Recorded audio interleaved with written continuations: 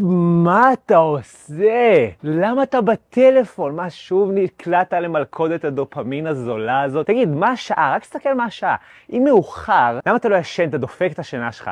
ואם אמצע היום, למה אתה לא עובד? ואם אתה נח מהעבודה, למה אתה לא באמת נח? למה לא לעשות משהו שיטעין אותך במקום דופמין זול שאתה יודע שירוקן אותך? ותגיד, שאתה תהיה בן 80, אתה חושב שאתה באמת תזכור את כל הזמן הזה שבזבזת בטלפון? אתה חושב שהנכדים שלך ישאלו אותך, סבא, מה עשית שהיית צעיר? אתה תהיה גאה להגיד להם שפשוט הסתכלת בכל הזמן הפנוי שלך על מה שאנשים אחרים עושים במקום לעשות דברים מעניינים בעצמך? נכון שלא, אז תקשיב מה נעשה.